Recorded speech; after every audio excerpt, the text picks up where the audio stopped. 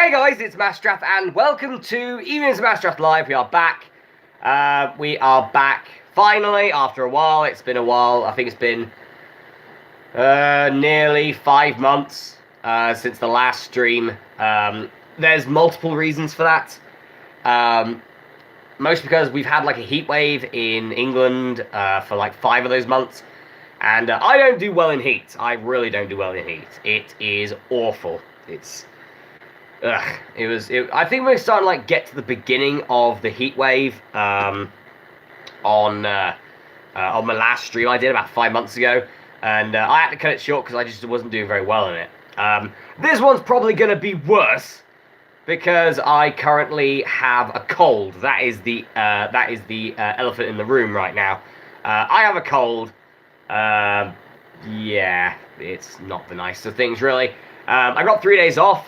One of the days has technically just gone by, I guess. And I have a cold for it, which is awesome. The hair's a bit wet still, because I just had a shower with really boiling water to try and make sure that my nose is, trying to be great for my nose. And sadly it hasn't come through, which is a bit of a shame.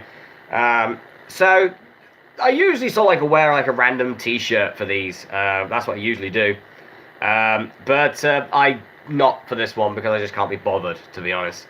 If I was feeling 100%, then yeah, sure, I'd see what I'd dig up. But any of the time, nah, can't be bothered with it. Just gonna check to see if everything's fine on the stream. Can't be bothered with it. Just gonna check to see if everything's fine. Alright, so this one is sponsored by everything that's trying to keep my body going for the moment. Including, well, all the medication and pills I'm currently on for this flu, including, but not limited to, Lensip, ibuprofen, Benylin, and I might as well have one of these. I have 3, I think. I think I have 3 of these, which is Airways. I can taste the menthol just coming through. And, everything will be okay. The menthol will soothe my nose for about a minute, and then it'll bugger off because I do not know how old these are. Anyway, I couldn't be bothered to go to the shop and get some. So there we go. Also, we have a drink of water here because water is great.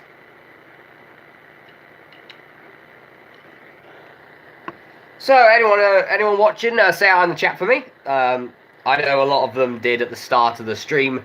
We're about 11 minutes in now, and I'm probably going to be cutting all of that out before the start. So, there we go.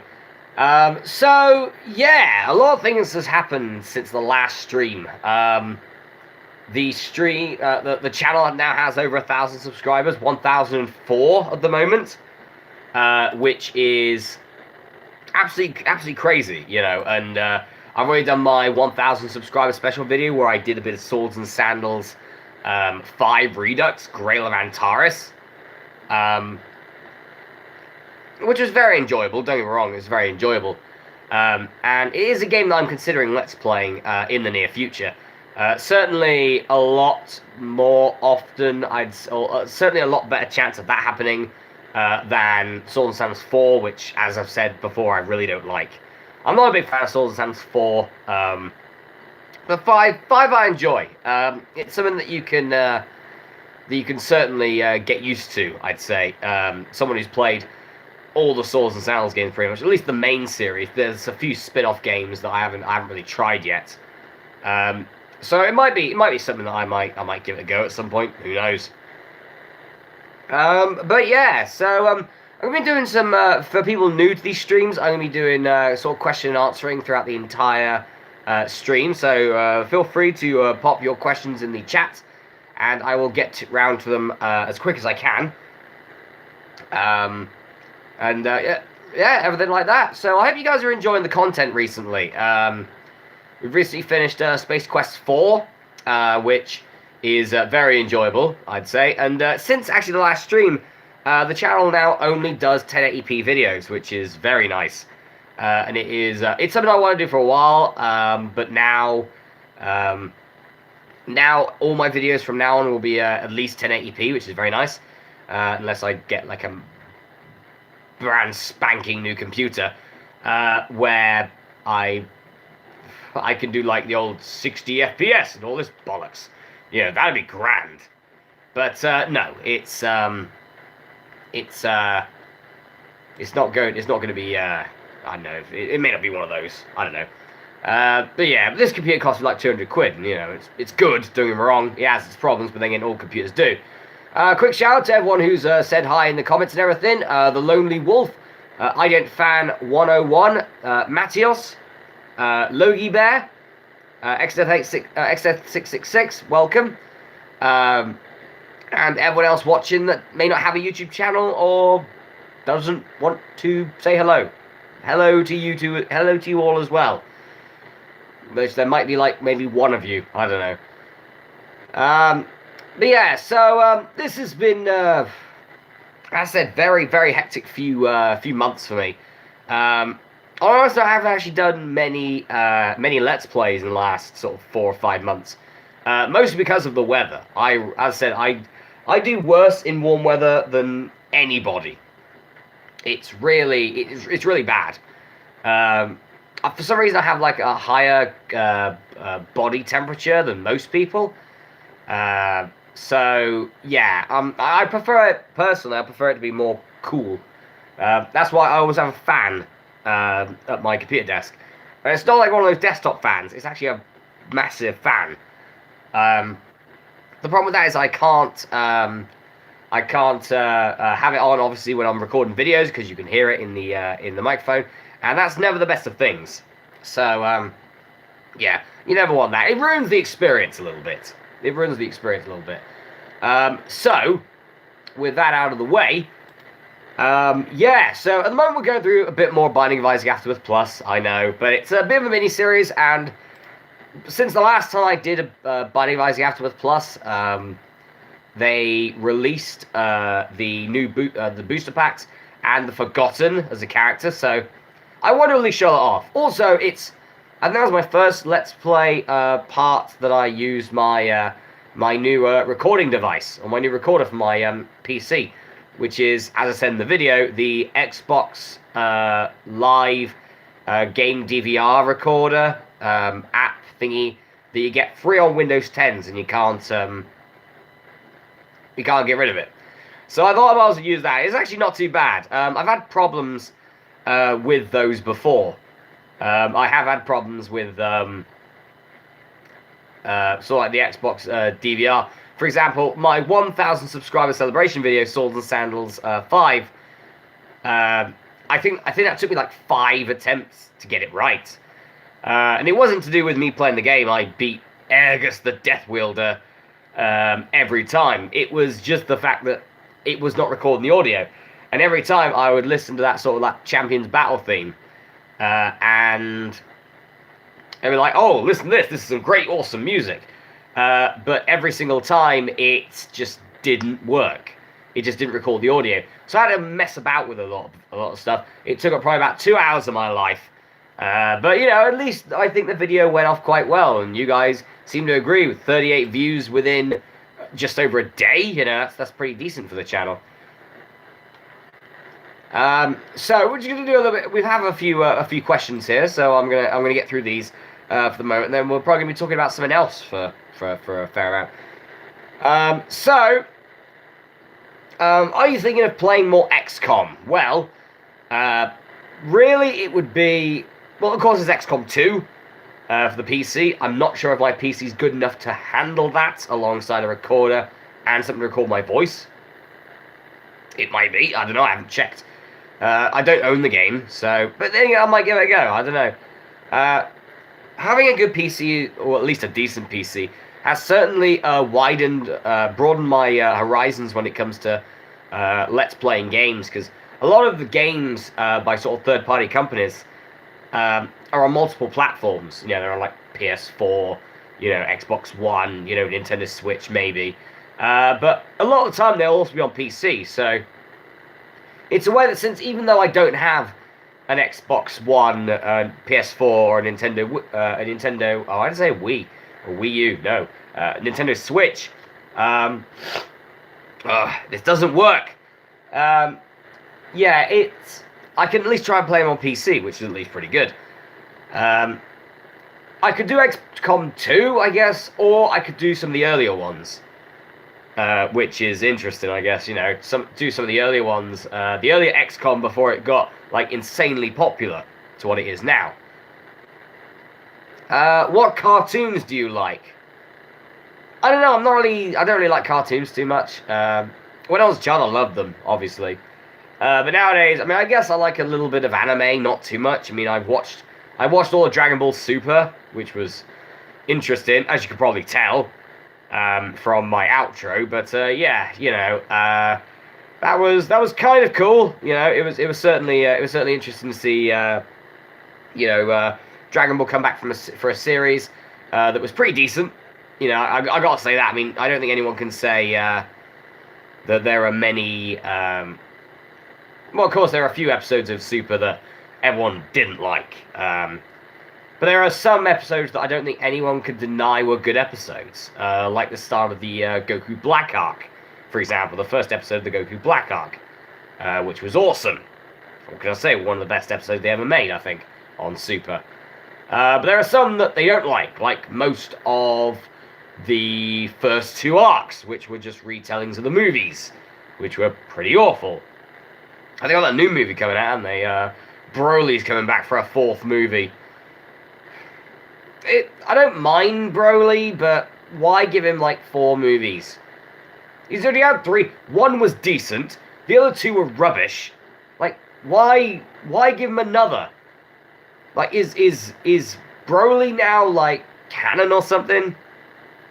Okay, fair enough. You know, I mean, he's probably like the most popular non-canon character.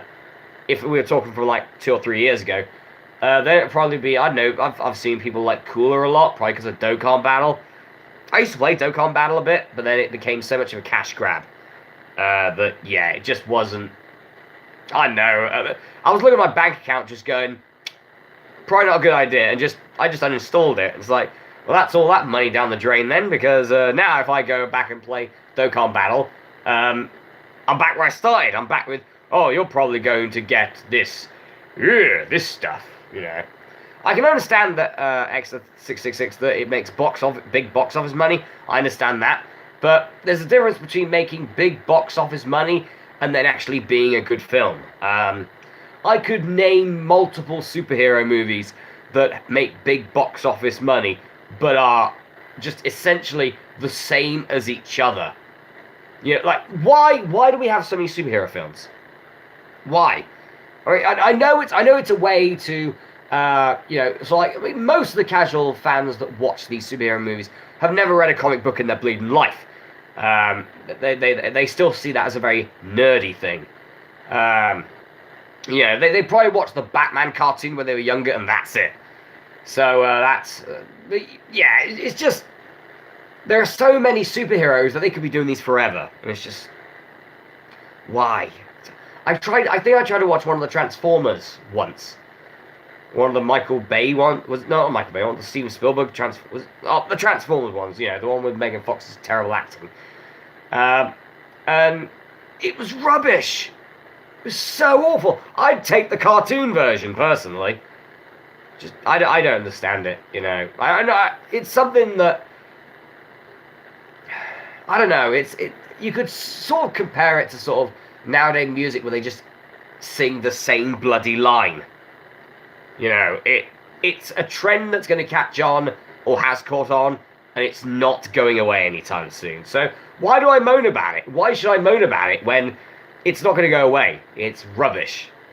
But it's never going to go away because it creates cash, and that's a problem. But it's not a problem for the people who are creating the cash, who are getting this cash. So, you know, it's not my fault, really. I just don't like it. Personal preference, I guess. Permission to throw Scotland out of the Global Trophy. No, they're in it, I'm afraid. They're not in the... Speaking of that, the Global Trophy does come back, I believe, in December. December, the Global Trophy's come back because me and Sam 864 did we did an announcement on the Masterath channel. That's my other channel that, you know, probably about 2/3 of this channel subscribers don't know about yet. But yeah, and yeah, we are finally recording the preliminary leagues, which is awesome. Um, it wasn't really that much editing for me, which I thought it was going to be a lot more than that. The videos are pretty long, the preliminary leagues, probably about an hour at least. So yeah, people who enjoy the global trophy, you'll be certainly getting your not money's worth, because I don't get paid for this, and I have no plan to, because I probably wouldn't get any pay anyway. So there you go. But yeah, well, I do it because I enjoy it. I don't do it. I don't do it because it's sort of like I couldn't get money from this. That's why I stream on YouTube and I don't stream on Twitch. It's all like, cheers for the bits. Just like I can't be arsed. But yeah, Global Trophy comes back in December. Nut Wars. What was it? What were we on that? 6. Nut Wars 6 is in November, so that's pretty good. That's all been done, so I don't have to worry about it. So I can relax and focus on the Let's Playing channel for a little bit, because I have been very lax on it. My lovely schedule of being so many months ahead of what you guys are watching right now has dwindled to a mere 10 months. Now, I know for a lot of people that's still massive. That's still a massive backlog of videos. But for me, it's probably the lowest it's been for years. So I do need to get back on that and get that all sorted again. Will you consider Robot Wars Extreme Destruction for Game Boy Advance in the future? I have had a thought about it, because obviously I do enjoy Robot Wars. I do enjoy sort of robot combat games. And I have played a bit of Extreme Destruction on the GBA. It's alright. It is a decent game, don't get me wrong. I mean, isn't there like a third-person element to that game, I think? They tried to do sort of like a 3D thing with it. It's okay. Maybe I'll give it a go at some point, But at the moment, I am focusing on other projects. Maybe after I complete one of them, then we'll do that. Have you thought of doing reaction videos? No, because they're the worst thing on the bleeding planet. Well, either that, or battle raps, or diss raps, because Epic Rap Battles is awesome. Well, was awesome. They haven't done it for a while. But yeah, like sort of diss rap, pretty much anything that KSI has done in the last 2 years, pretty much. There we go. But yeah, it's just so non-content that it's actually not content. I mean, there are so many videos that it's pretty much just plagiarizing. You're taking someone else's video and you're sort of putting it in the corner, and you're not doing anything with it. There are some reaction channels that do a good job of it. I do admit, like for example, Chadtronic. Chadtronic does a good job of it. God, my nose is starting to run. Not good. But yeah, Chadtronic's one of them that actually does it really well.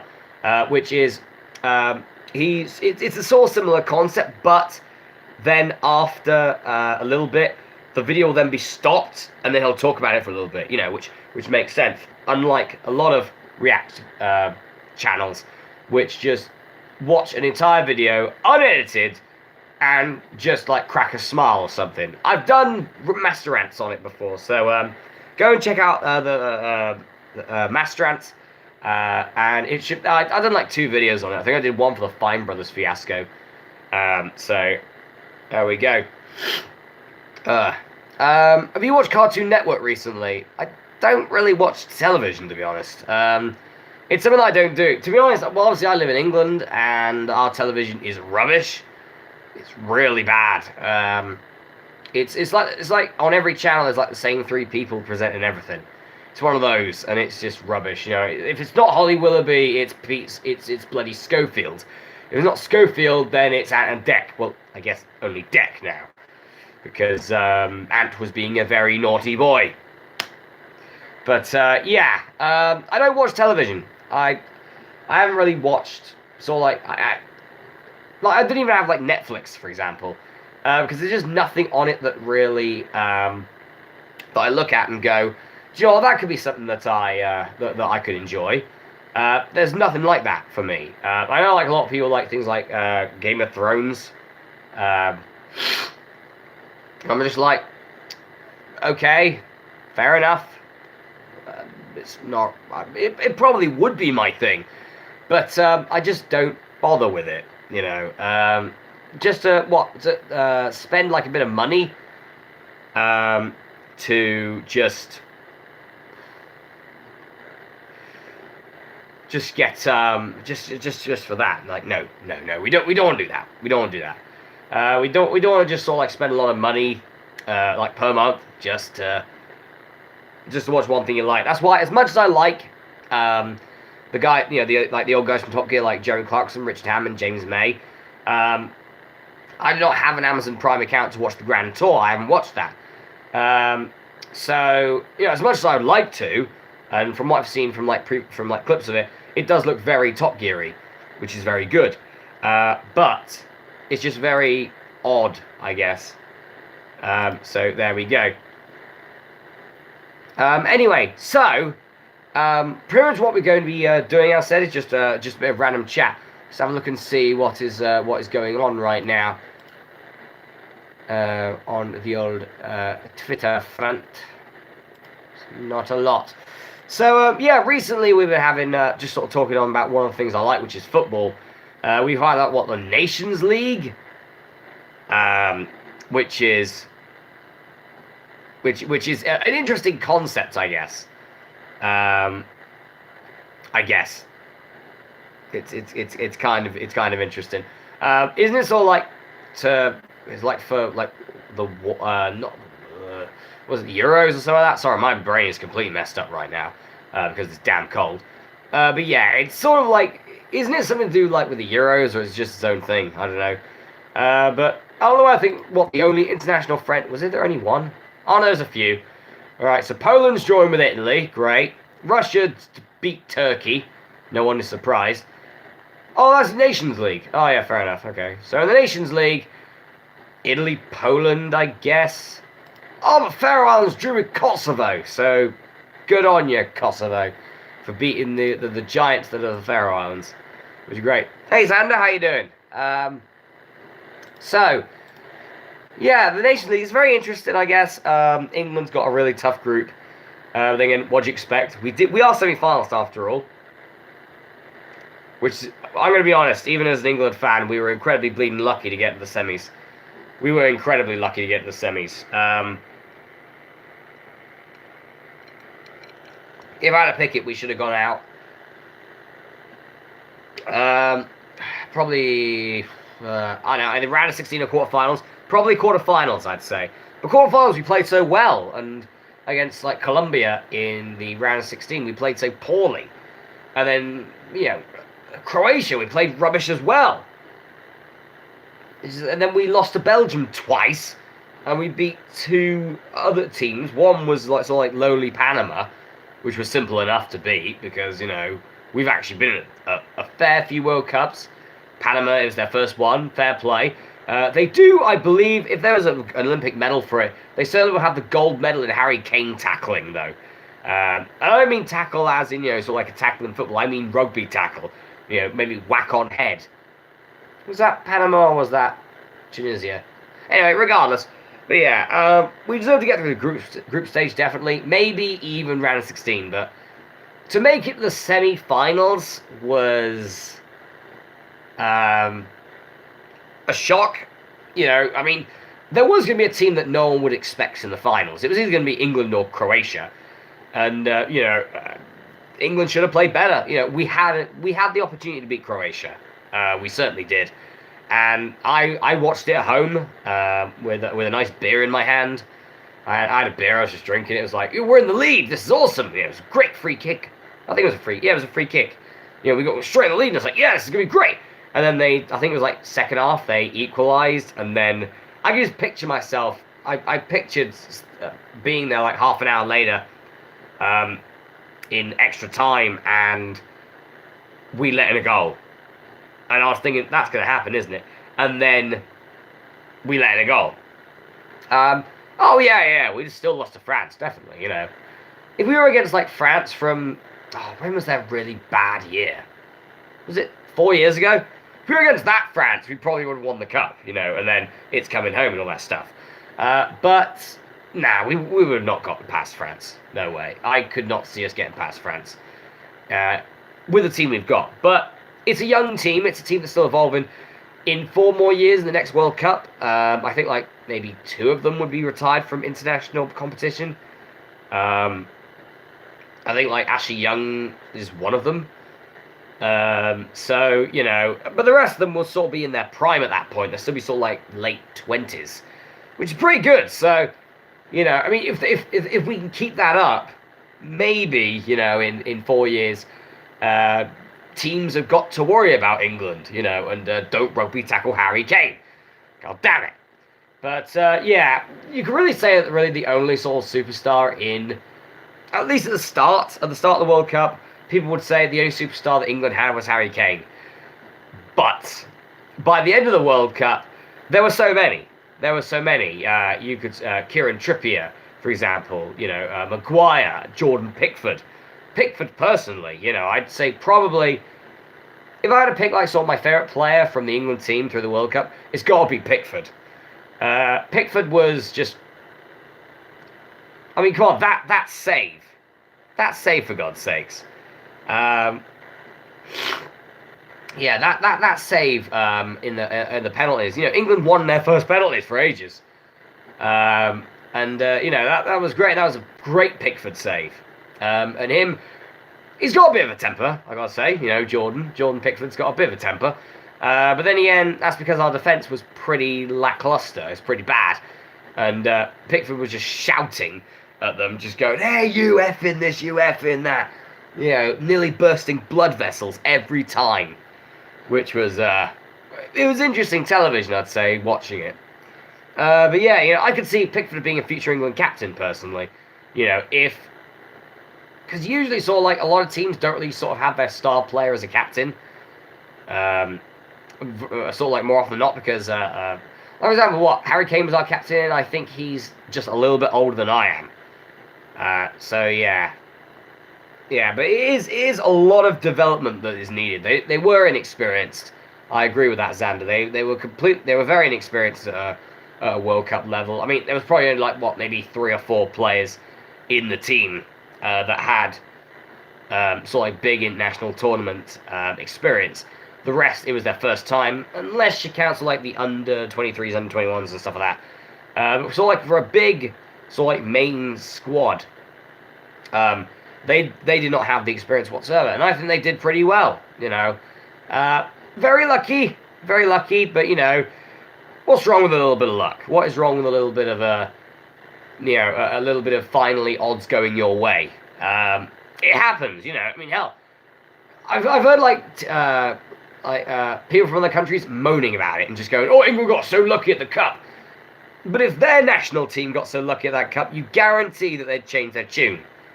And I'm there going, yeah, it'd have been great if England had the tougher opponents and just scraped through and clawed through every time. That'd have been awesome. Half of us would have had heart attacks by now, and like the population would be at like an all-time low, because the amount of people that are just dead due to England games. But yeah, it's just we had an easy run. I do not deny that one bit. We had a very easy run in the World Cup. But it's after so many times of losing on penalty shootouts, and let's be honest, more often than not, I'd say probably about 80% of penalty shootouts is just luck. It is very much luck. Maybe 20 of it is skill, but 80% of it is luck. If you can't read the goalkeeper or the goalkeeper can't read you, it's just guesswork about where is he going to go. Is he going to go top left, middle left, bottom left? Is he going the other side? Is he going up? Is he going down? Should I stay here? Should I go there? Should I just Tim Krul him? Yeah, it is mostly luck, unless you're bloody good at body language or a mind reader. Then you will be an amazing goalkeeper. Be a goalkeeper. I'm just going to get this. Yeah, of course Joe Hart's not going to be picked next year. I mean, Joe Hart is past his prime, Joe Hart. And his prime, for England at least, wasn't really the best. He was no David Seaman, and David Seaman was alright, and it was pretty good until the Ronaldinho goal. back at what 2002's World Cup. Mm. But then again, that was a very unexpected goal. I think people will understand that. That was a very an unexpected goal. Normally, it's like Ibrahimovic's backwards kick at us. That in the multiple amounts of times that England's been humiliated in a cup, we needed a bit of fortune. We needed a bit of good fortune. The whole Beckham kick against Argentina, the hand of God goal. Ronaldinho's free kick, Ibra's kick. Meyer being a bastard and not allowing Sol Campbell's goal against Portugal. The wink. The whole Iceland match. Gerrard and Suarez, what was it the other World Cup? 4 years ago at the World Cup? Yeah. We needed a bit of luck after all that. I mean, 20 years without World Cups? I think it was just, of all things, it's very, it's very ironic, actually, that I believe the guy that missed the penalty that took us out the last time we made it to the semi-finals actually then managed the team to a semi-final. Well, that was Gareth Southgate, wasn't it? I'm just going to double check, but I'm fairly certain it was Gareth Southgate, who was manager of England, who was actually the guy who missed the penalty in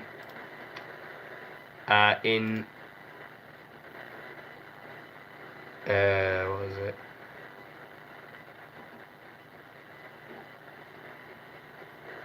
Oh yeah, Euro '96. Yeah, Euro '96. His penalty was saved. That was, I think, the last time we made it to a semi-final. And then conveniently, he's the man who manages England to their first semi-final since then. Pretty decent. What league team do you support? I support Crew Alexandra. We drew yesterday, which was great, I guess. And of course, one of our former players scored against us. That's no surprise at all. That's exactly what happens whenever we go up against Port Vale, because they take most of ours. The scum. I'm a Crew fan. I'm allowed to call Port Vale scum. They call us a Tin Pot Club, and they 2 points ahead of us? 2 points. We're a Tin Pot Club. What are they? Like a polished Tin Pot Club? Still crap. It's like, you're in League 2, mate. Come on. Get on with it. Stop having your transfer market being based mostly in Cheshire and move the hell along. I really don't like Port Vale. Their fans are dicks. They're dicks. They're just dicks. What can I say? They're dicks. But then again, to be honest, any time I see a Port Vale fan on Twitter, I just immediately mute them. Because I can't be dealing with bollocks, and that is the only thing that comes out of a Port Vale fan's mouth. Is just nothing but bollocks. And, more bollocks coming, there's nothing but testicles coming out of their mouth. And it's, but then again, to be honest, your favourite football team, your rival football team, you probably say the same thing about them. They probably say the same thing about Crew, to be honest, even though it's not true. We're mostly respectable. To be honest, we probably take the piss out of our team more than any other, because our team is not the best. But the difference is, we are man enough, or big enough, because we have female supporters as well. We are big enough to admit it, that we're not very good. We're in the 4th tier of football, for God's sakes. If you're in the 4th tier of football and you've been around as long as Crew have, something's wrong. If you've never been in the top division of football in over, nearly 140, 150 years, something's wrong. All the other teams have probably been able to at least have one shot in the top league. I'm not talking about just the Premier League, I'm talking about the old Division 1. Never been there.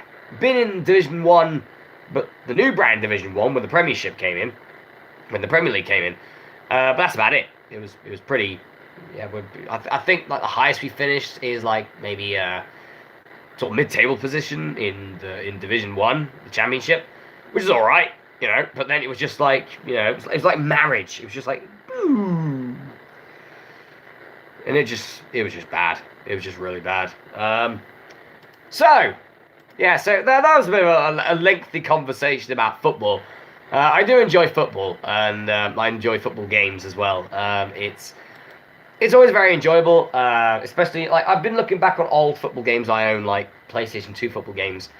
Um, the Ultimate Manager series is probably one of my personal favorites.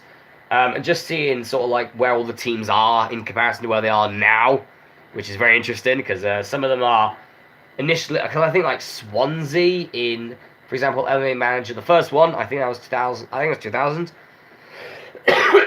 Excuse me, guys. But Swansea, I think, was like Division 3. And like early this year, they just got relegated from the Premier League.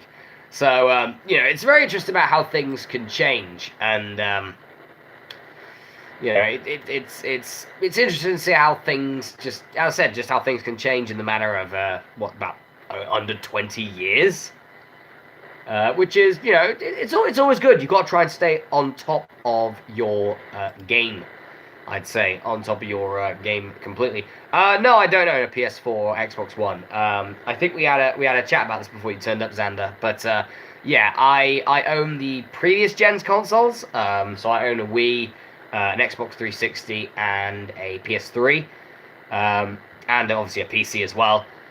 Because my current recorder, my current capture card I've got, doesn't work for the current gen consoles. Plus, also, there's not really a game on those consoles that has really taken my interest. At least not one I can't get on PC anyway. I mean, I guess XCOM 2 was one of them, but I can get it on PC. So that's fine. I don't need anything else for that. Yu-Gi-Oh! Legacy of the Duelist, I can get that on PC. I have got that on PC. That's fine. Looking forward to the new Binding of Isaac expansion. Hopefully it's better than Afterbirth Plus, because Afterbirth Plus wasn't the best. I don't know, it was just a bit boring for me. It was not, it was just very, very boring for me. It was, what was it? Yeah, so they didn't add too much. I mean, to be honest, my Let's Play part count for each Binding of Isaac, like expansion or series, you can tell how much they crammed into each expansion. Yeah, Afterbirth Plus, 23 parts. 23. Now, even though that's probably a decent amount, for, what's I'm looking for? That's probably a decent amount for, like, my Let's Plays, because I used to do a lot of, sort of, like, short Let's Plays, sort of, like, very old sort of old games, which were good at least, but, yeah, it's just a bit, now. But, like, the original Binding of Isaac was 47 videos, Rebirth was 73, Afterbirth was 32. Afterbirth Plus was only 23. Hello, Entry. How you doing? But yeah, so I am looking forward to the new Binding of Isaac expansion. Can't remember what it was called. I'm just gonna go check it out. Apparently it's like an Afterbirth mod or something like that, which is pretty interesting. I guess. Why not? I guess. So look at this. Yes, got it. Thank you. Also, they just like added in way too many babies. Followers are mostly rubbish in Binding of Isaac. They are mostly pretty bad. Bar probably Dark Bum in certain situations. Little Brimstone's pretty good. There's probably a few others, but yeah, they just add in too many babies. Way too many babies. So let's just have a look at this. There's a lot of stuff. I'm currently on like the Binding of Isaac website, actually. Oh, not the website, the wiki. Just have a look at this and see what we've got. We've got Afterbirth Plus. Is it Repentance? Is that the new one? Is that the new expansion? Yeah. So there you go. So yeah, the new expansion, Binding of Isaac Repentance, and I'm looking forward to that. I'm looking forward to that.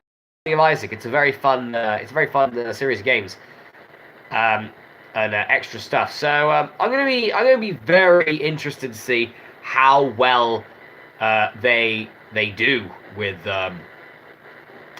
with Repentance. And obviously I will be Let's Playing it as well, because, I mean, Binding of Isaac, to me, is the gift that keeps on giving. It gives me something to Let's Play, at least, which is pretty nice. Oblivion. Oblivion, is that Elder Scrolls 4 Oblivion, I believe? Because if so, I do own Oblivion. I own Oblivion and Skyrim, so, it's one of those games where I've bought them, but I haven't actually played them yet. Which is interesting, I guess. It's a bit interesting to decide to go and do that. It's very interesting indeed. So yeah, I'm considering it, but I'm not really the biggest fan of open world RPGs. Like, probably what the closest I've got to that is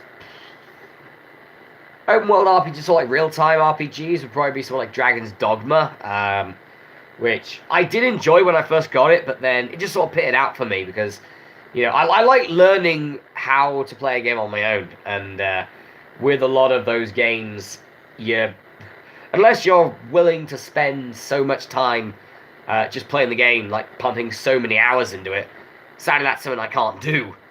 Obviously due to having 2 channels that I've got to try and uphold, having a job as well, plus social time and time to go to sleep and eat. It's very my voice is going. Hang on a minute.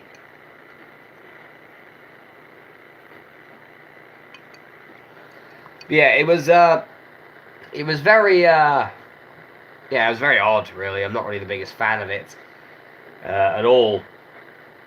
But yeah, I may give them a go. I do own them, and it is certainly something that I would like to do. I am looking for a new epic actually to play, because at the moment the games I'm playing. Okay, I won't really say one of them is an epic, but it is a long game. So it's not Final Fantasy X long though, so that's fine.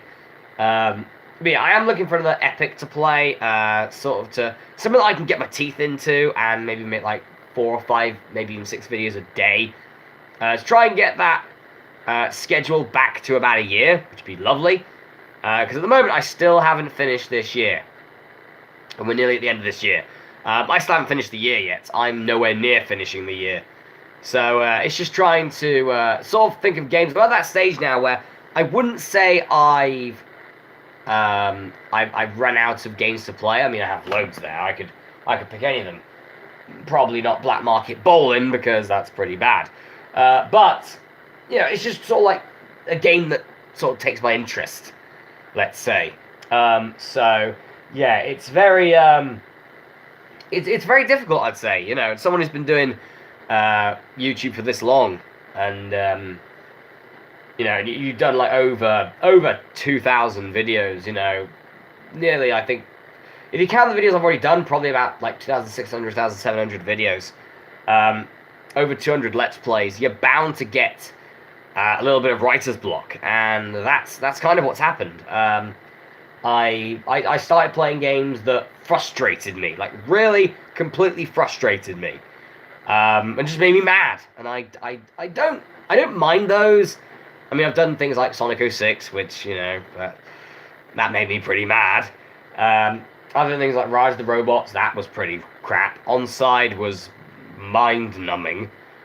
But as long as it's all, like, in bits, not, like, I could pick this game, which will make me rage, or I could pick this game, that will also make me rage. So, personally, it's all like, why can't I just play a game that I know? The problem is, I've already completed most of those. I think probably all of them at this rate. But then there are other games. So yeah, probably one of the games I'm going to start working on is probably going to actually be Swords and Sounds 5, because, as I said, I really enjoyed doing the 1,000 subscribers special video. I really enjoyed making the video. It was very fun. It was nice going back to original Swords and Sandals instead of Swords and Sounds 4, which, as I said, isn't. It was very enjoyable. Plus, until like next year, when I'm hoping Streets of Rage 4 comes out. I'm hoping it's not some sort of like very late April Fool's joke. and I'm hoping that they're actually going to do it. They're actually going to make Streets of Rage 4 because, I mean, what Streets of Rage 1 and 2 was great. I think we can all admit that. 3 was, a bit difficult. No one likes Dr. Zan, but yeah, that was a bit difficult. But so bringing it back to 4, it could have the same success that Sonic Mania did. But Sonic Mania was great. It was one of those games that I put my entire Let's Play schedule on hold just to Let's Play Sonic Mania, which was awesome. It was very, very enjoyable for me to Let's Play Sonic Mania. And I feel like that unless they bugger it up, I can see Streets of Rage 4 being a very similar thing. So that is all good if they can pull it off.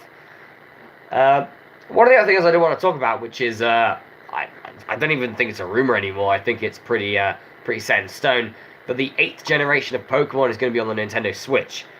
So, I mean, I've done like 6 generations of Pokemon, with the 7th on the way probably in about a year or so.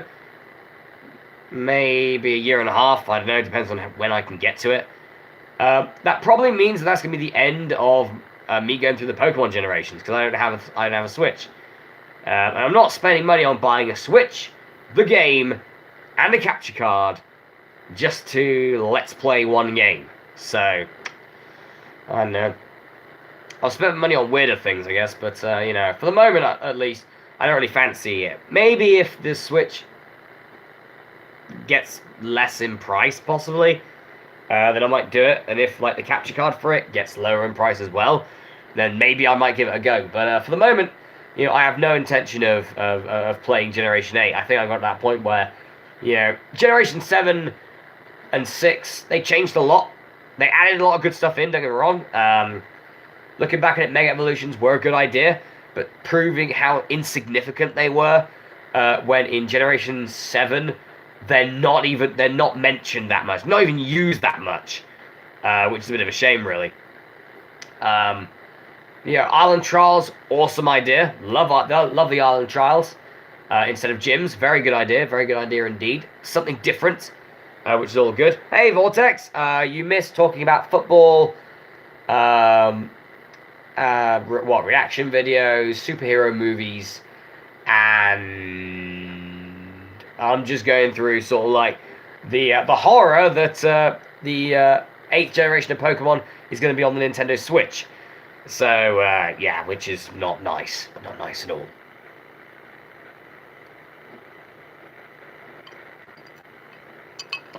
I'm sure it's been nearly an hour and there's still ice in that thing. It usually just goes straight to pieces. But it's still there. It's pretty good. Pretty good indeed. But yeah, so probably that's where sort of like the Pokemon Let's Play is going to end. I know that I've done, it's probably like probably like the second most thing I'm known for, behind Swords and Sandals, obviously. I think you guys made it pretty apparent that you enjoy the Swords and Sandals series. No, not the Pokemon Let's Go games. I think I saw it somewhere. I think I saw it on like Wikipedia or something.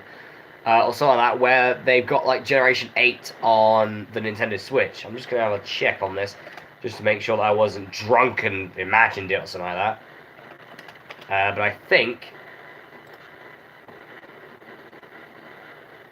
Yeah, Generation 8 Pokemon. This is... it's not good. Also, bloody Metlan! For God's sakes. He turns up in Pokemon Go, right? And we all give him a name, because we love him, and then they change his bleeding name, but we're still here calling him bleeding Nutto. We're calling him Nutto, damn it! His name is Nutto. It's Nutto. But Metlan though, Nutto. Good old Nutto, he's there. And then he turns into a Ditto. It's like, come on, just give us Nutto, damn it.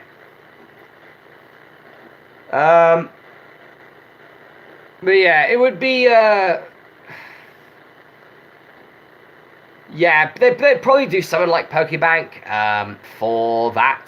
If not, then that's going to make things... Well, let's put it this way, that's certainly going to make things very interesting for Pokemon tournaments, let's say.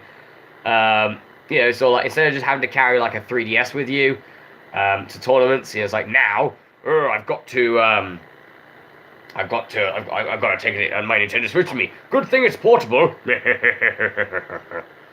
Yeah, it's a good thing it's portable. Good old Nintendo Switch. Yeah. It's a nice concept, Nintendo Switch. Don't get me wrong. I just have no reason to buy one at the moment. I just have no reason to do so. Oh, so sicky. But yeah, I just have no reason to buy a Switch. It's something that there's no games in it that really I feel like at this point are worth my time. I mean, everyone's like, oh, what about Mario Odyssey? Yeah, that's great. So I'm just there going, I didn't grow up with Mario as a child. I grew up a Sega child, so I have a lot more connection with Sonic than I do with Mario. I have played a few Mario games. Don't get me wrong, they're great games. But it's just, at this point you're really playing it for that nostalgic value. Especially with Mario, where they put him on bloody everything. It's like, wear your catsuit, whore. It's just, ugh. Personally, it's like I understand, obviously, because Mario is, like the top character in, probably all the video games. But yeah, it's like probably like one of the most well-known characters in all the video games ever, alongside probably Pac-Man and the music from Tetris and Guile's theme, because it goes with everything. It's great. But if you look for characters, you got to look at Mario. But he's been at so many bloody games. It's like, go away for a bit. Do we need like 5 games with your bloody face on it? No, go away, Mario, for a bit. Go away to give us enough time to pine for you again. The moment Mario's gotten boring. It's just got boring, really. It's really, yeah. I'm gonna have another, hopefully not bland. Good old chew.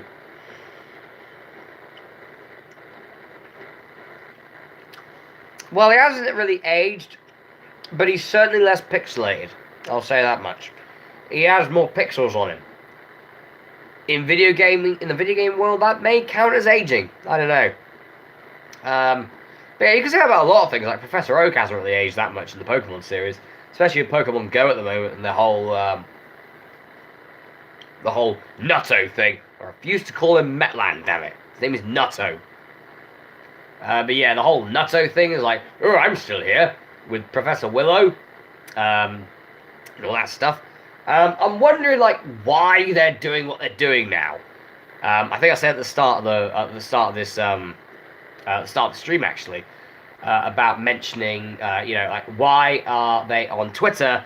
I think it's like maybe a few times a day, just literally going through Pokedex entries of a Gen 4 Pokemon. And it's just, I don't know, it's just a bit of, like, why? Just give us Gen 4 already. I mean, how long's it been? It's been, what, about 10 months? 10 months since the last Gen came out. Give us a new Gen. I mean, they're not going to, they're probably going to leave it till December, wouldn't surprise me at all. They're probably going to do the Ghost event. They did it 2 years ago, they did it last year, they'll probably do it again. So I'll have like the Gen 4 Ghosts, which there's a decent combo in there. You got like Spiritomb, that's pretty cool. You've got like Drifblim, pretty cool as well.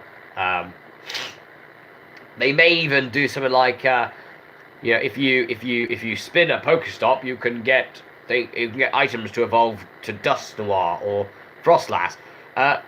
No, I think it's a bit early for Giratina. I think it's a bit too early. It'd be awesome, don't get me wrong, but I think it's a bit early for old Giratina. If I had to pick it, like what they'd do first, I mean they could do Giratina, but I don't think they will. I think they'll probably do either Palkia or Dialga first, because they usually kick off with the like the main Pokemon from the generation. This does not work, by the way. It is like the nose is getting worse. This does not. You can probably tell this does not sound good at all. We're over an hour now, but when I cut out the bits of me looking for a bleeding lead, it's probably going to be about like 50 odd minutes. So we're at least going to be carrying on probably for another hour. Not hour, half hour. About another half hour, I'd say. Yeah, I'll call it quits and go to bed because I need some sleep. And hopefully feeling right as rain tomorrow to do some stuff. Where's Haxerios at? Well, I have no idea because I don't know what that is. But if you're thinking of old Halberd, he's here. He's just off camera here.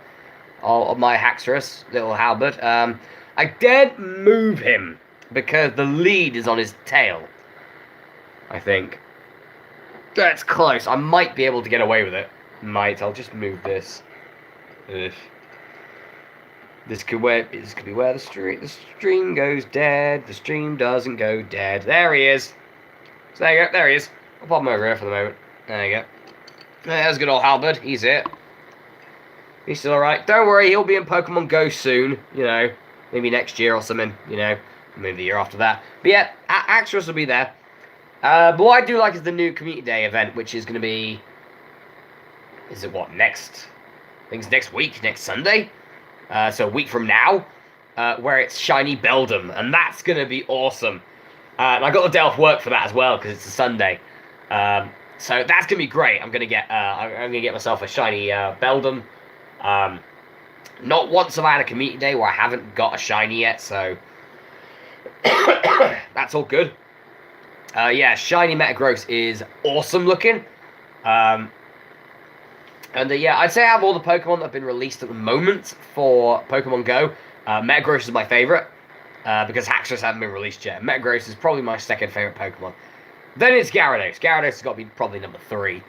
But yeah, I like the way that, like Niantic, they never give you, like, the real things you want. They never do that.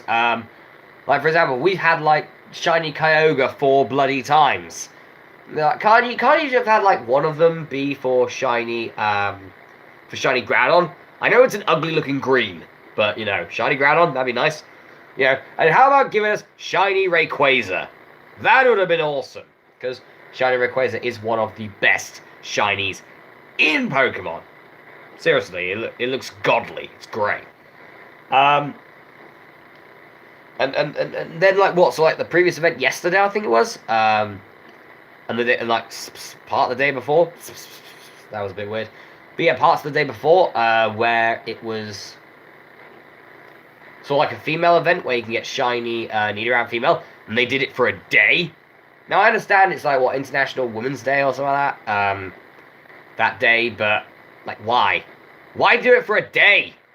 I understand, you know, it's not unlike Niantic to do a cash grab on a headline or something, you know, or on a you know, or on a specific day where people celebrate, or you know, where it's just something like that.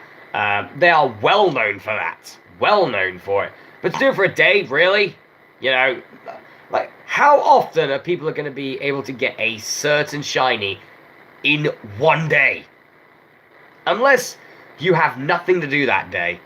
Which, by the way, this was from Friday to Saturday. So, yeah, hey, if you work 9 to 5, well done. I don't like you very much. You probably have a shiny bloody... You probably have like a shiny Nidoran female. I didn't get one, which is a bit of a shame. But oh well, you know. I mean, I do have other shinies, that's fine. My SCP is still my... it's still my slacking, but again, slacking sucks in the game, so there you go. It's about 4,000. What will happen if Gay Pride Day comes around? No idea. I'm trying to think of like a Pokemon that's multicolored. I mean, I guess you could probably say Kecleon confirmed.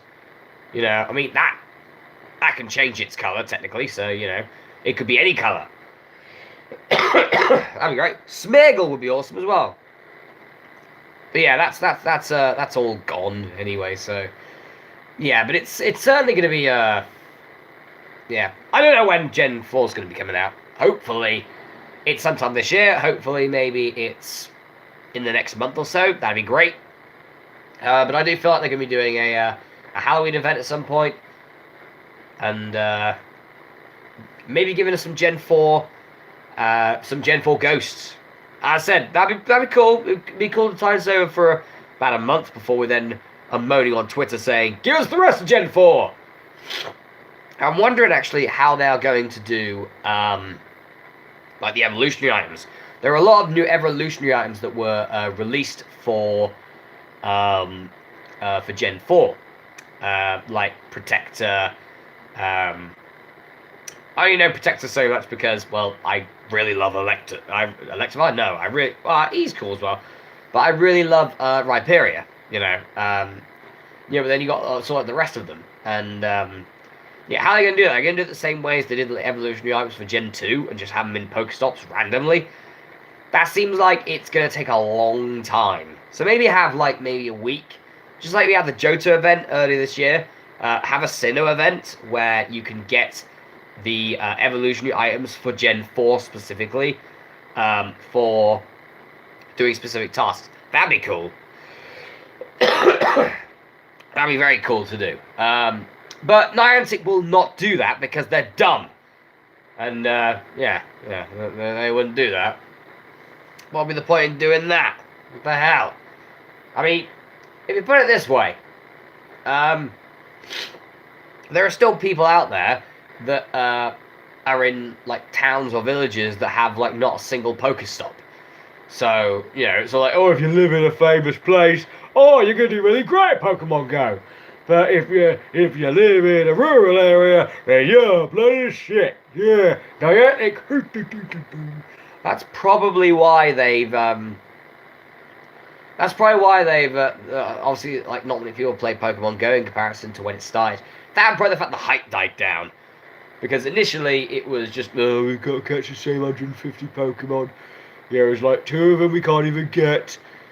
No, 3 of them actually. 3 of them we can't even get. No, we're just getting Weedles and Rattatas now.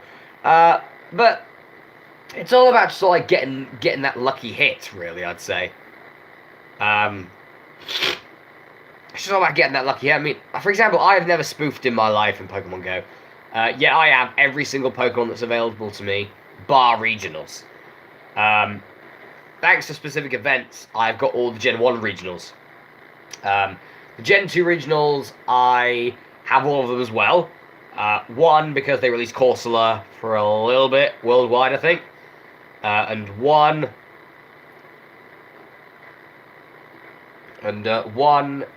was traded by a good mate of mine, so that's fair enough. The Gen 3 ones, though, no. I'm still missing, what am I missing? I'm still missing Relicanth, I'm still missing Tropius, I'm still missing Torkoal. Yeah, there's a few I'm missing. No, if you get level 40 on Pokemon Go, you just get level 40 and get a bunch of items. You can only place a Pokestop on a place if you play another game called Ingress. That is how you can get certain stops put up. I think one of us on the where I live put one up, which was sort of like, well, no, not very far, well, pretty far from where I live, but they were able to get one up as well. But I believe it's Ingress. That's how Ingress that you can do it, and you can't just go, oh, I have one outside my house, please. There's got to be some sort of importance to the place, and you can't just go, but I live there. If that's the case, I'd have like a gym outside mine. That wouldn't work because then, at like 1 o'clock, 2 o'clock in the morning, I'd be woken up by drunken bastards going, "Why won't this Blissey die?" And I would be laughing and then going, "I really need to get some sleep. I really need to get some sleep. Can you bugger off, please?" So yeah, it would be great as well, just because I live here. If that was a real, if they just went, fair enough, then they might as well give every house a Pokestop or a gym. It's like there needs to be some sort of importance with it. Sometimes you can tell that Niantic are a little bit desperate, let's say, for adding sort of more Pokestops to places. Some places just aren't really known for the historical things, or things that are cool in there, I guess. We recently got one, which was Oh, it's all like it's just like a map saying "Welcome to my town," you know. And it's just like, really, you put a stop there. It's like it's probably about 20 or 30 meters from another Pokestop. In fact, you could sit in the pub where the Pokestop is, which also wasn't released very long ago. I think it was about 2 or 3 months. You can actually sit in the pub, have a pint, and you can spin both stops there. So what's the point? Yeah, I mean, there's a lot of pubs in my town that don't have a Pokestop yet. There are a fair few actually, but then again, a lot of them are all on the same street. So I can kind of understand that. I can kind of understand that they don't want to put too many on the same street, or it'd be just like London. Yay. But yeah, so it's a very odd game, Pokemon Go. I do still enjoy playing it, even now. I'm close-ish to level 39, I guess, so I'm doing all right. I got an X-ray pass for Deoxys, normal Deoxys, which I caught him, which is pretty good. I also got another Mewtwo, which is all right. I don't even know if I got any more shinies. I'm gonna go check this out actually. Check out on my other phone. My other phone, which is well, my actual phone. But this one for some reason doesn't stream very well. I don't understand it really. This one doesn't stream very well whatsoever. So instead I get the old one, and from the look of it, I think me finding a cable was a good idea, because usually when this gets to about 50%, it starts going nuts. So literally, I found a cable. It's plugged in to my plug, pretty much at my feet right now, which is great. And then it's popped in. You know how charging works. How do you change your form of Deoxys in Pokemon Go in regular games? You take Deoxys to a specific meteorite. I think it is that you can't change the form of Deoxys in Pokemon Go. Because I got the original Deoxys. There's actually a Beedrill here. I'm actually going to go quickly catch this thing. But yeah, there's actually... because I got the original Deoxys, I think what they're going to do is... since they're now in X-rays and Mewtwo's were, and now they're available to everybody who have enough people to beat Mewtwo, which is pretty cool, I guess. Mewtwo are now just basic tier 5 raids, which is pretty cool for the moment at least, until I can think of anything else to put in tier 5s. Probably bloody shiny Kyogre again. But yeah, I think they're probably gonna do like maybe 1 month or a month and a half, or maybe even 2 months of a Deoxys X raid. One for normal, one for speed, one for attack, one for defense. They're gonna do it that way. Wouldn't surprise me one bit. But I got the base Deoxys, which is all right. You know, I mean, it's not the best thing in the world, but it's certainly not the worst thing in the world. Yeah, I've not got a shiny since the last shiny shiny event, since the last community day event, which was shiny Chikorita. Who's cool, you know. Don't get me wrong. Everyone likes a shiny steak. Yeah. But what I don't understand is, like, now they go into Beldum. Now I like Beldum, as said. Metagross is my second favorite Pokemon. Love Metagross. Really like Beldum. But wouldn't it make more sense to do Totodile and Cyndaquil first? I don't know. But yeah, why not? Give us Beldum. That's great. That is great. If they'd given us something like, here's a shiny Pikachu with another hat, then yeah. Like, seriously. Like, no one cares about Pikachu. No one cares about Pikachu anymore in Pokemon Go. Pikachu in Pokemon Go is rubbish. Really bad. Why? It's like what I said, I think I've said this before, which was for... Okay, so I can understand the first one. I think it was the first Pikachu.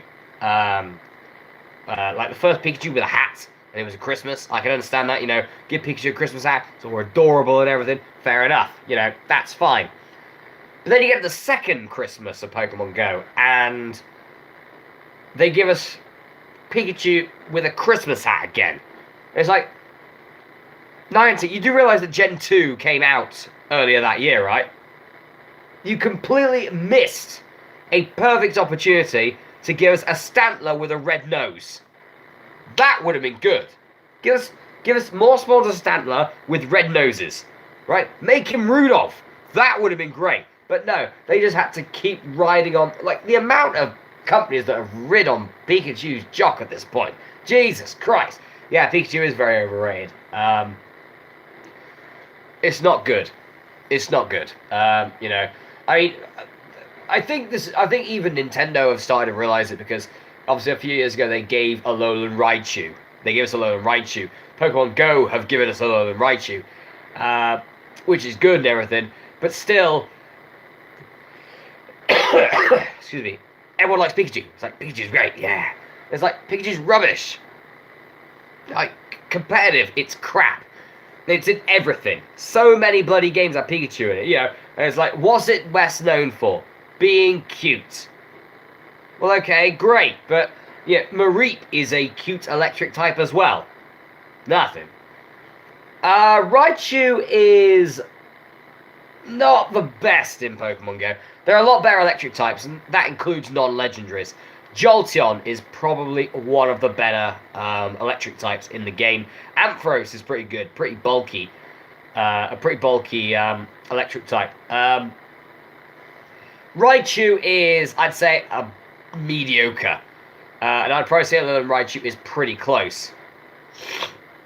It's pretty close, I'd say. But I don't think it's good enough to Raichu. But yeah, Raichu and Alolan Raichu is just...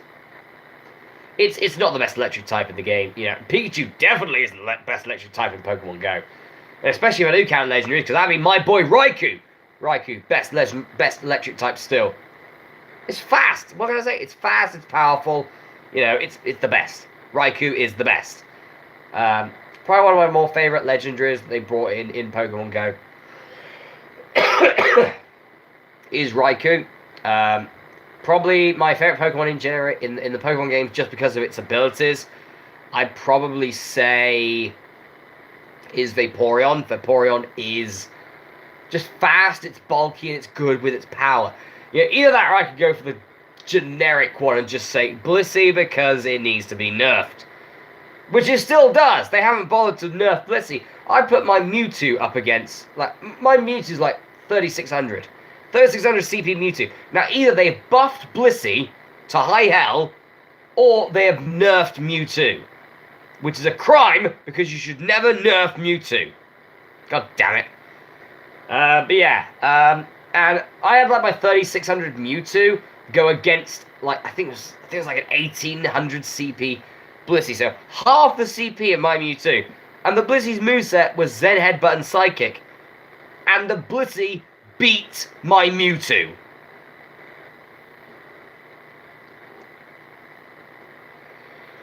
I don't understand. I don't understand. They've completely nerfed Mewtwo. They nerfed Mewtwo the moment they did the X-Raids for Mewtwo, and it's been just over a year now, I think, since we started having X-Raids in, and yeah, but they completely nerfed Mewtwo. They probably nerfed most of the legendaries, to be honest. But well, Raikou, because Raikou is awesome. Raikou is the best. But yeah, that's exactly what they've done right there, and it's a bit of a shame. As I said, I can't wait for Gen 4, because that's gonna be interesting. But could you please release Smeargle first, because that still hasn't been released yet. It's been what, nearly over a year and a half since Gen 2 was released. Yet Smeargle has not been released yet. Also, we have not seen Nincada, we have not seen Ninjask, Shedinja, we have not seen Clampo, Gorbice, or Huntail yet either. Or Jirachi, but I can understand because Jirachi's probably going to be for one of the mythical discovery thingies, the research tasks. It's probably going to be that. That's fine, I guess. But it's just, yeah, it's they never do what you want, Niantic. They never do what you want. You know, Pokemon Go is, as I said, a great game. Nearly at level 39 now. Actually, I am still like a million experience away from 39, but it's still alright, I guess. It's still okay. It's for example, those are the Pokemon I've got I've got going around right now. There you go. That's what I got. That is what I got. It's pretty. It is very shoddy indeed. Those are the Pokemon I got. So we got like 2 Shuppets. Shuppets are bleeding everywhere at night time. Can't you give us like a Duskull instead? That'd be great. Rattata and a Alolan Rattata are here. Great, awesome. 2 Gulpins. Gulpins seem to be around a lot as well for some reason. I don't understand that at all. Natu can bugger off. And a Meowth. That would have been nice if I had the Meowth or Growlithe thingy, but I don't. So there we go. Shedinja would be really bad in Pokemon Go because, well, how can you explain the fact that it'll have only 1 health? It'll have 1 health, so anything kills it. I don't know how Niantic are gonna try and make the way around that. So they're gonna be interesting unless they start adding in abilities. Then it gets interesting. But yeah, I just can't see them doing it because that would mean a massive change for the game. And what they brought in trading like about 4 months ago. So I don't think they're gonna do it. It's too early for them, especially with everyone calling on their head about PvPs and stuff. I can understand about immunities. It's a decent idea, but again, that would involve Niantic being smart. Sadly, they're not. Yeah, it's never interesting really. You know, with that. They give us events that we don't want. They give us events that don't bother. That they don't bother to keep around for too long. Yeah. If they do add in abilities, that'd be great. But they're lazy, so they won't do it. So yeah, just give us like some of the things. Just give us what we want. You know, I mean, yeah. So like, they mostly got rid of spoofers. That's great. Yeah, good old girl. Yeah, they got rid of a fair amount of spoofers. I think they shadow banned a lot of them, which is pretty good. So that's all good because you know there's one thing I hate about Pokemon Go is those damn spoofers. You know, I mean, so like there's only like 2 reasons personally that I would say would be fairly simple for you to spoof. You know, it'd be sort of like if you spoof for one of these 2 reasons, then fair enough, you're alright in my book. Just. The first one is if you live out nowhere. You know, you live out in the sticks or something, and your closest Pokestop or gym or spawn point is like 10 mile away, maybe even less than that. You know, that I can understand. You know, because then Pokemon Go doesn't become a game; it becomes work. Fair enough, I can understand that. And the second is you're not physically able to get around. Like for example, you know, maybe you know, you can't walk or something like that. You know, to walk around.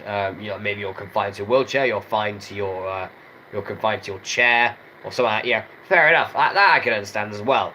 But if you're willing and able, and the stops are around you,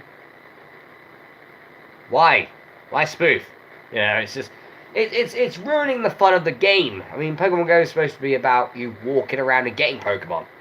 As I said, I haven't spoofed once, and I've got every Pokemon available to me, bar the Gen 3 regionals, because I can't get those, at least for the moment, until the possibility of them doing a Gen 3 regional event, like they did for the Gen 1 regionals, which was pretty cool. I liked it. I think I got like 4 Kangaskhan and 3 Taurus. That was pretty awesome. But yeah, yeah, it was certainly very good. I'd say was that event. That's probably one of the better events they've done. But yeah, now it's just pretty shoddy. I'd say pretty shoddy indeed. But as I said, I am looking forward to Gen 4. As I said, they are probably going to do the old. Ought to be like the Gen 4 ghost types first, which is fair enough.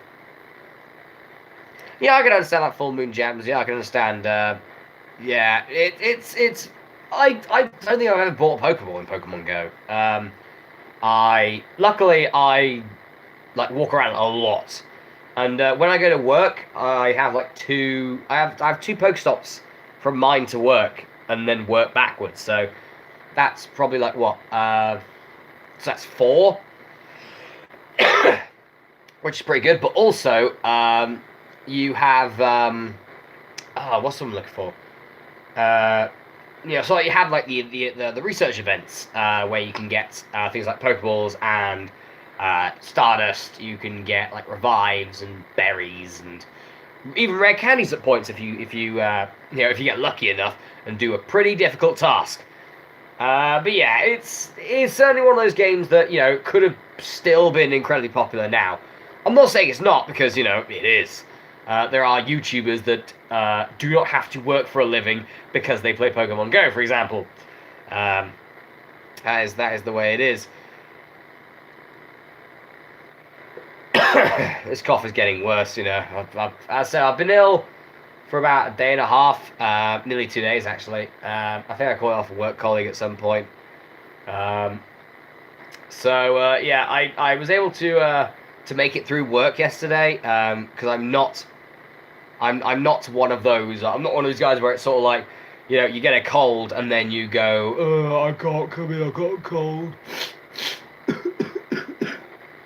I'm not one of those guys. I'm, just sort of like, just fill me up with pills and like cough medicine, and airways, and I'm good.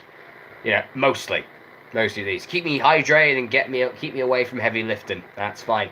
Last thing I want is to get overexertion or dehydration and die. So that's all right. Oh yeah, that mess. Yeah, well. What we have there is a large selection of crap there. We have a utensil man robe on the right of the armchair. On the left side of the armchair, we have me work clothes. So, if you can tell what that is, you can probably guess where I work. Which actually isn't a good idea. Oh well. Then again, to be honest, my work colleagues already know about my YouTube channel. And for the first time, I didn't say anything about it. Yeah, I don't know how it was found out. I have no idea. But, so like, yeah, one of my work colleagues sort of put it about the entire sort of like the rest of my colleagues say, oh, he's got a YouTube channel. It's like, oh god. Okay, fair enough. No, I don't have to clean it soon. That's fine because those are all folded up. That's great. That I'm probably be wearing to bed to try and keep myself warm. I've got a cold. So there we go. It's okay. The rest of it could do a bit of a clean up, but I can't be arsed. To be honest, even though it's a mess, I know where everything is. It's one good thing about things being in a mess. You know where it is, at least. You know where everything is. And then the moment you clean it up, and it's just, where is everything again? I can't find it. I can't find anything. So I've also buying 2 more GameCube controllers. Because one of the games that I'm Let's Playing at the moment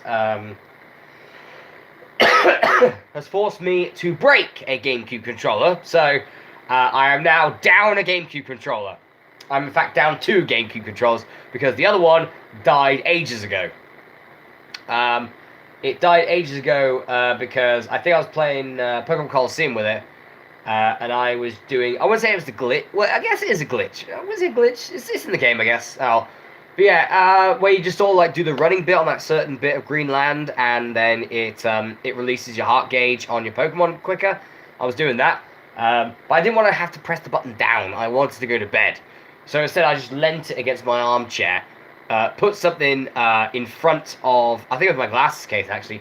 I put it in front of the controller so it kept pressing down. That's fine, everything. It worked brilliantly. The problem is then the analog stick on the controller started buggering up, so that's that dead.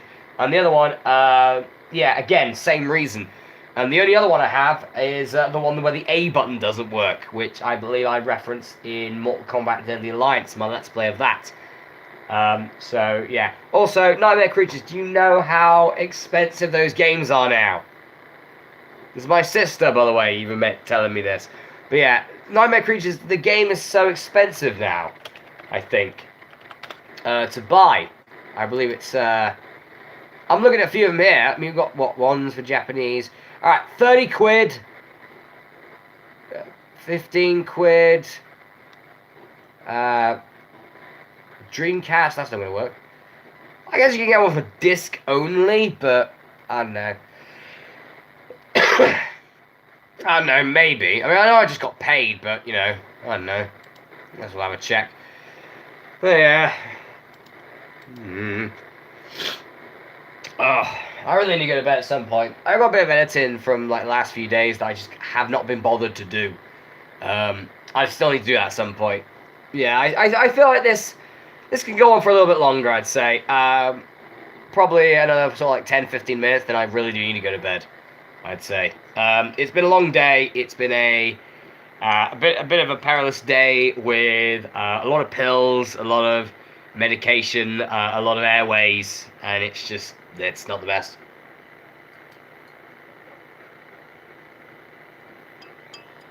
Lovely. But yeah, one of the games that I was let's playing through is a GameCube game. Hence why I need a GameCube controller again. Let's get this out of the way. There we go. Take that out of the way. This ain't gonna be too long anyway. Get rid of the chewing gum. This is bloody awful, isn't it? You know, getting coughs all the bloody time. It's awful. It sucks. And I got like 3 days off now, and I'm probably going to be ill for all of it. It would not surprise me one bit, to be honest. It would not surprise me one bit. And I want to do some recording for this, and get my recording schedule back on track. But no, that didn't happen either, which is bloody annoying. Yes, I've tried some of that. I tried some of that before the stream started, and well, it hasn't really worked. It's got rid of the sore throat, but that's about it. That is about it. Yeah, with that out of the way, I need a new GameCube controller. Which is a bit of a shame, really. It's, you know, I mean, then again, that's what you get when you play a game that just makes you really mad. Really mad. It makes you just very, very unhappy. And then you throw it everywhere. And then it breaks. And it's like, God damn it, I didn't mean to do that much damage. Git. Bloody controller's the worst thing. Yeah, I remember the time that I got a very small strawberry as well. I did lob it in the bin. I'm definitely going to be keeping it in the bin. It's probably in some landfill somewhere at this point, you know, or recycled or something, I don't know. Something like that. But yeah, it's just sort of considering what to do. I mean, I do have a few games on the horizon at the moment that I'm currently playing through. I mean, for example, the latest games that will be coming out. So, I can get rid of that, actually. I can get rid of that Let's Play, because that one's already been uploaded and processed and uploaded onto YouTube. So there we go. But the sort of the next games I'm going to be playing through is like we've got the Pokemon Trading Card Game 2, which I'm very interested about, because which I'm very excited about, because that's a very fun game. I like the first trading card game, and the second one, which was only released for Japan. There was like an English patch ROM, which is pretty good. Now I know that nowadays ROMs are a very sort of touchy subject, but I'm going to say that I'm going to be able to get away with it because, well, it was only released in Japan, and I kind of want to play the game. So there we go. Up yours, Nintendo. Then we got, of all things, for some reason I'm playing Agario for some reason, for a few parts. So there we go. I'm playing an EO game. Just the one. I'm not playing anymore. Just saying. Then we got Rogue Legacy. Rogue Legacy is a really fun PC game. That's one of the games that made me rage at the end. I'm going to be perfectly honest. It's not really very fun.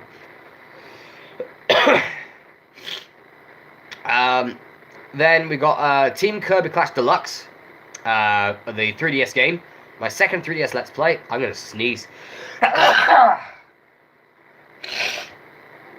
Oh, that is awful. Oh. Alrighty then. Out of the way. But yeah, then it's Team Kirby Clash Deluxe, which is a PC game. Not PC game, it's a 3DS game. So my second 3DS game. That's pretty enjoyable. That's very enjoyable. Then we have good old NES, bit of Cheetah Men 2. Everyone wants to play a bit of Cheetah Men 2, right? You know, this is the best smile I can do so far for some Cheetah Men 2 action. Yeah. So, Yeah, then we got Bot Arena 2. Bot Arena 2, if people who like Swords and Sandals series, they might actually enjoy Bot Arena 2. Because, well, it's another sort of like indie flash game from years ago. And it's probably one of the ones that I enjoyed the most alongside the Swords and Sandals series. That's all good. My Christmas special, I couldn't think of a Christmas game to play through. I've played through so many recently, like over the years, for Christmas specials. So instead, I just thought I'd play a game that a lot of people wanted me to let's play, which is Golden Axe. So I'm playing through that now, which is great. Then we have Space Quest 5. That's all good. Space Quest 4 finished a few days ago, so Space Quest 5 will be on Boxing Day. That'd be great. Then we move into the new year with Pokemon Colosseum. Again, it's gonna be very good. Yeah, former gems. I noticed that you haven't made a video for a while. I'm gonna be honest. The whole dislike and like thing. I know that's, it's obviously very disheartening.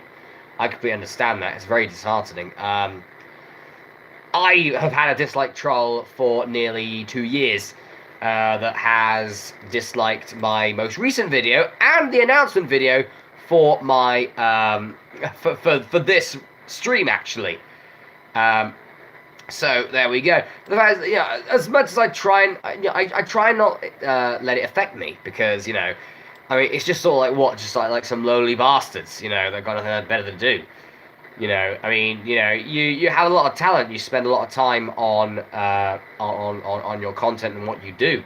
It's really up to you whether you want to sort of share it with the world. And I think that's probably like every YouTuber. There are easy ways to get around it if you're sort of like kind of embarrassed by the dislike amounts, which may be which I'm fairly certain is dislike trolling. Which is just turning off likes and dislikes. That's why I do it personally. Not because I'm embarrassed by the sort of like-dislike ratio. I mean, the likes are still better than the dislikes. It's just that I am not giving my haters the satisfaction of letting them see their own work. That's why I do it. I'm not giving them the satisfaction of letting them see their own work. Plus, it's an extra view for me, so cheers for the non-cash. But yeah, I would say try not to be disheartened by it. It happens to probably a fair few people. More people than I think I know. And it's probably a fair few. Everyone's got their dislike trolls, and in the end, it's all about just don't let them dishearten you. You do what you do because you enjoy it. And if someone doesn't enjoy it, and they then go out of their way to try and make your YouTube life a misery, the best thing is to just ignore them. It's never fun. It's never enjoyable. It's never a nice thing when you see a thumbs down. It's not. I've been through that a lot of my life. When I was in college, for example. In college, I was mates with a few people. The term Team Lendon comes to mind now. People who have watched my videos for years, probably around the time this channel was created, will know of Team Lendon, and they dislike my videos to hell, when we sort of like stopped being mates, where they stabbed me in the back, pretty much. And they disliked my videos to hell. It was awful. They were making some very, very, very tasteless comments about certain aspects of my life and certain family matters, let's say. I'm not going to go too deep into it because, it's just making me angry thinking about it.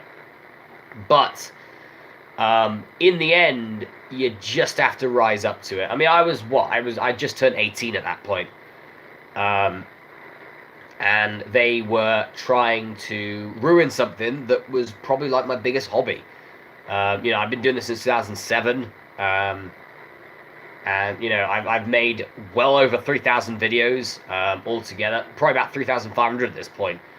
And it's been awesome. probably one of the best decisions I've made in my life is to start a YouTube channel in the first place. Because it's allowed me to build confidence, it's allowed me to build a personality, it's allowed me to, sort of like be who I am on a sort of like on a global stage, and the amount of views and subscribers and comments that I get, and even people that turn up to these streams, is immense. And I thank you all for that. You will. Any YouTuber will get their haters at some point. They will get those people that they've got nothing better to do than to just try and make someone else's life a misery, because it's so easy to do. It's so easy to do. All you do, so simply. So I'm on the YouTube homepage now. So we go. Right, click on a video. Wait for it to load up. Click dislike, and turn off the that quickly, and it can ruin your entire day. And that was like what, 10 seconds? About 10 seconds worth. And they can try and ruin your sort of like your day in 10 seconds. That's why really I try not to let it bother me, because I mean, as much as it is a slight impact, I'd say, on my channel. One, they don't know their work. Their work certainly isn't affecting me, because if anything that's affecting them, it's that they don't see the damage they're doing, which is good. I mean, that's probably why YouTube gave us the sort of the reason to sort of turn off likes and dislikes. And as I said, I've been doing that for years, for about nearly 2 years now. I have my likes and dislikes turned off. I can see the likes and dislikes. I can see them. So, don't worry.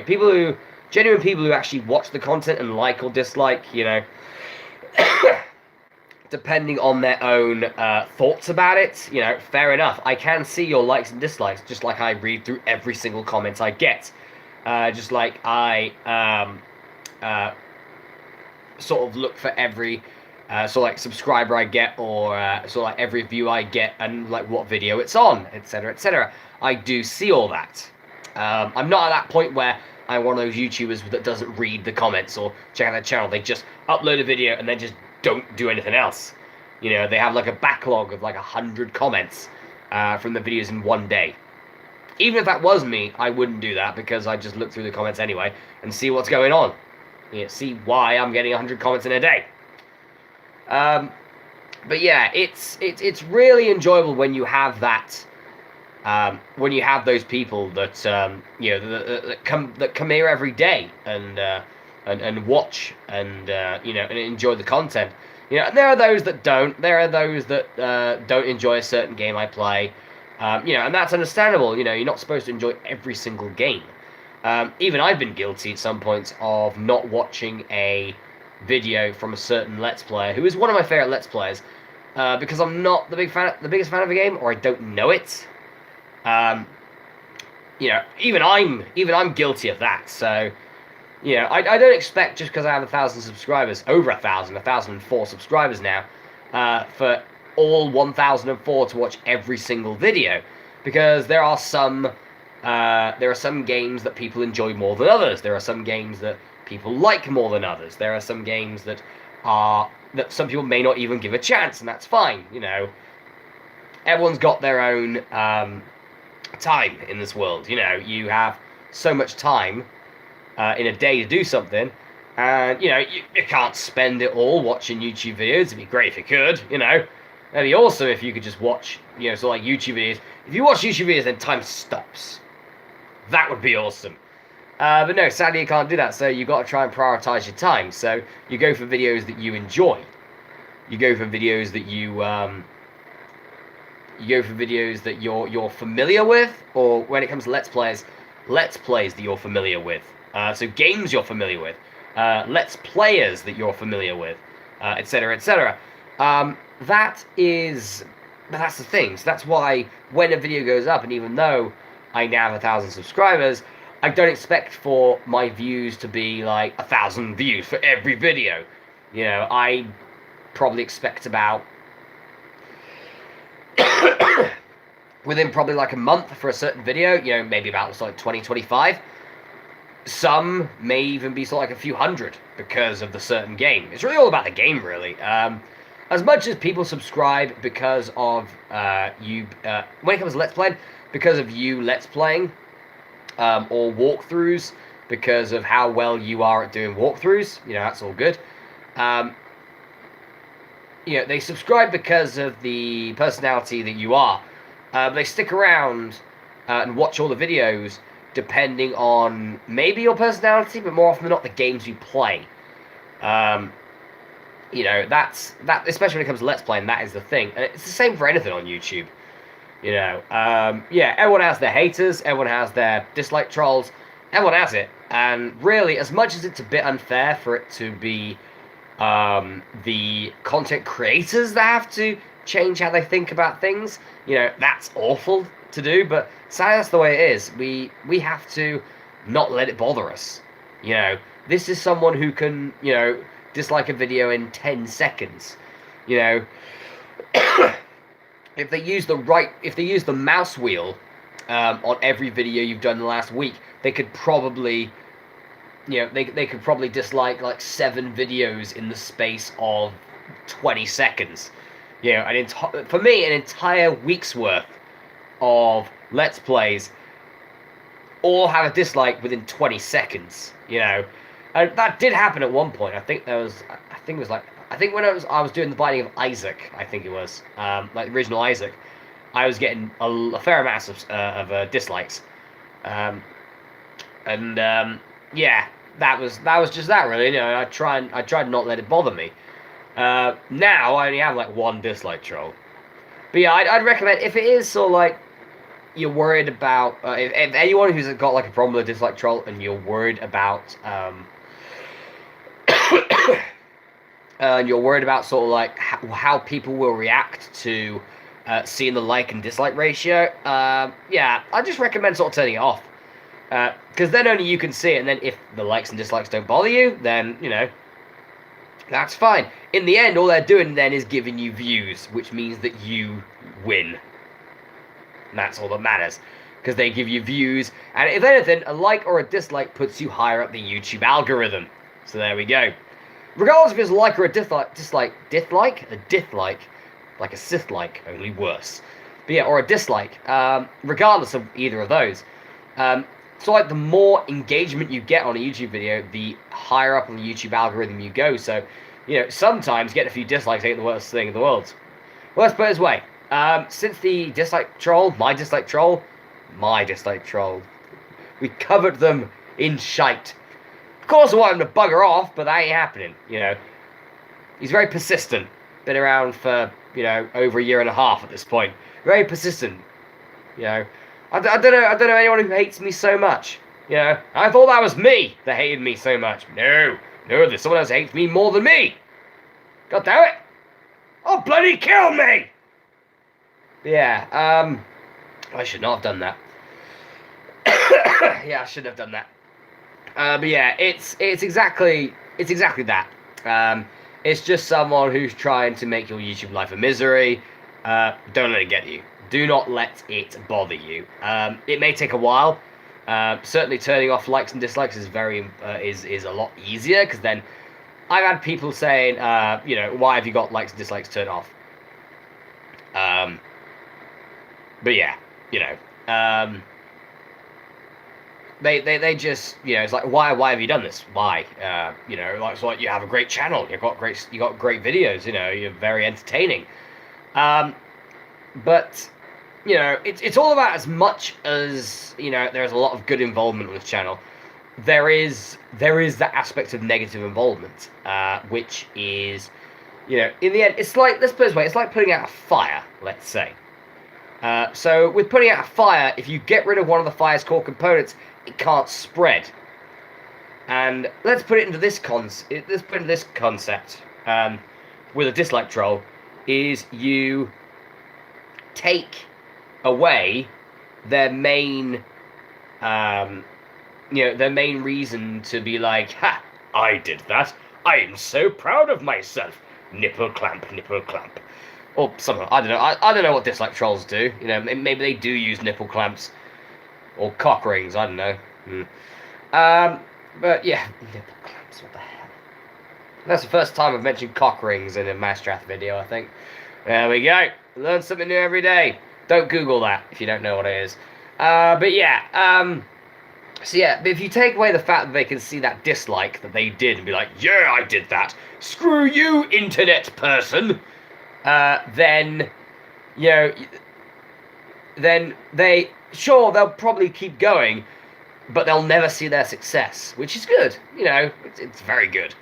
You know, it's very nice because I still get I can still see the likes that come in on my videos, which is great. I can still see the comments that come in. You know, dislike trolls will never comment on a video they've disliked. They'll never do it because then what can you do? You can block the bastards. So there we go. That's why they stick to dislikes. You know, they can't give you constructive criticism because there is nothing constructive that they can say. Also, it takes up too much of their time because they probably do it to a lot of other people. Alright, anyway guys, this has gone on for way longer than I thought it would. Way longer than I thought it would. But I hope you've enjoyed my special 1,000 1,000 subscriber stream. It's been very enjoyable for me to talk to you guys for nearly 2 hours. To be honest though, 10 minutes of that was me trying to find a lead for my phone. I'm wondering how my phone's doing. I don't know. But anyway guys, that is it for this video. I hope you enjoyed it. Thank you once again for 1,000 subscribers. I really, really do appreciate it. And I know that it got a bit mushy at the end there of this stream. But, you know, it's something I feel very strongly about, especially with a YouTuber who I have a lot of respect for and has made some really awesome fan art of me. So, yeah, it's very, you know, it did get a bit serious in the end. I do maybe apologize for that. But it's something that needed to be said, you know. And I've kept quiet a fair amount on dislike trolls and how it can affect YouTubers that don't have the sort of like the subscriber range that maybe a channel like mine does. But yeah, anyway guys, that is it. I hope you enjoyed this video. I'm Masterath, and I'll see you for more Binding of Isaac Aftermath Plus, the little mini-series that we've been doing, which we've got 2 more to go. We've been doing the Forgotten tomorrow, which has already been uploaded. That's going to be at 9 o'clock, so in about 11 hours from now. So I will see you then, and once again, thanks guys for 1,000 subscribers. I'll see you then.